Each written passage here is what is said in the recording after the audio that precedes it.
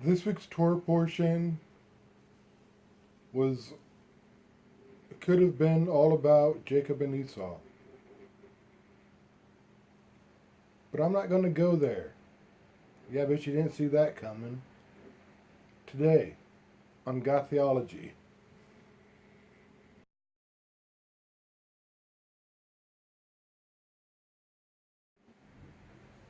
So like I said, one could argue this week's, portion of the study could be all about Jacob and Esau. It includes the story of their birth, uh, Esau selling his birthright, and Jacob stealing Esau's blessing later. But in between the latter two, there's a story about Isaac. Well, a chapter about Isaac. And I kind of want to focus on that. Because I think the story of Jacob and Esau is, at least, in this passage, is probably more popular. A lot of people have talked about him. And I want to just focus on Isaac just a little bit. You see in the chapter, it starts off with God telling Isaac, look, there's a famine in the land, but stay in the land. And Isaac was the only patriarch who never left the promised land. The land that God promised to Abraham.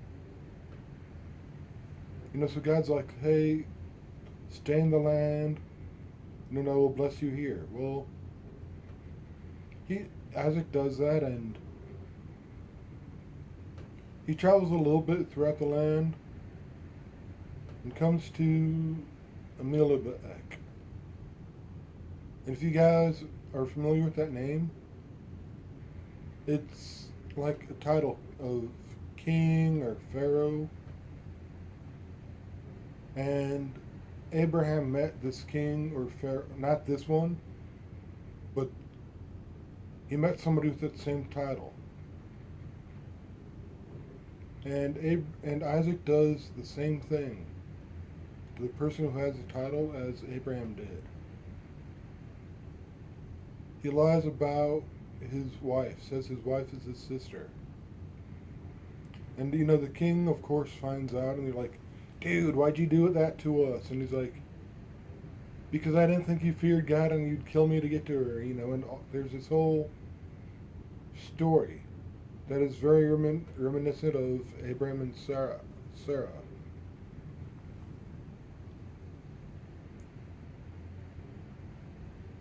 You see, Isaac followed in his father's footsteps, even when it came to his, deceit.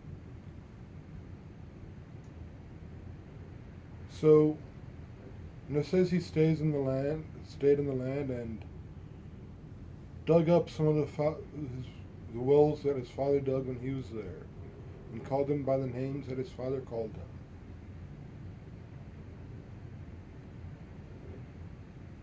And there were some quarrels or strifes over him and the Philistines saying, oh, that's our well now, or, all that.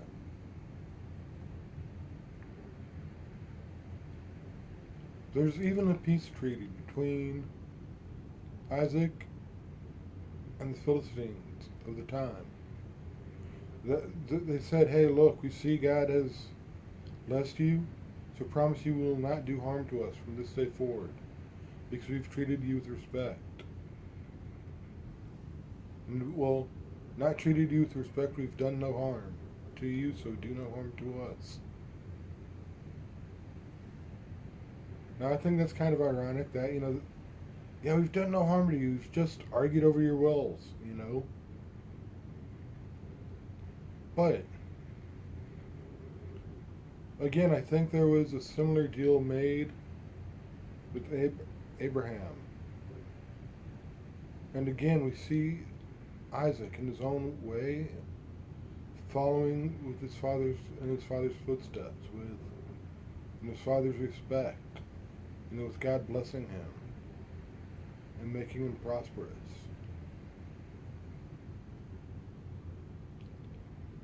And I know we all have mentors. We all have, fathers in the faith.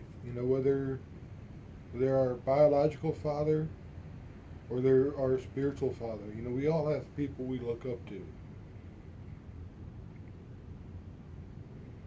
I'm not at all saying that is a bad thing, okay? Please do not misunderstand me on that. I think we should have people we look up to. That we can imitate them as they imitate Christ. But don't just follow them blindly. Don't make the same mistakes that you've seen them make.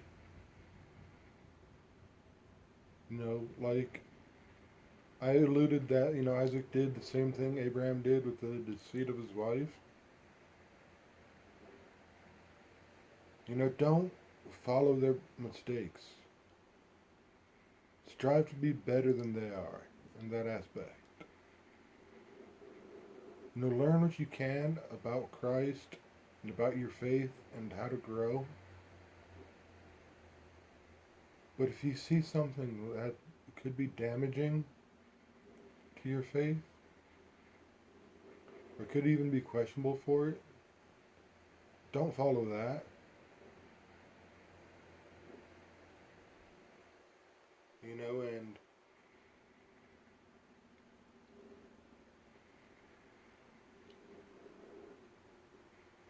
And just follow your leaders, but don't follow them blindly.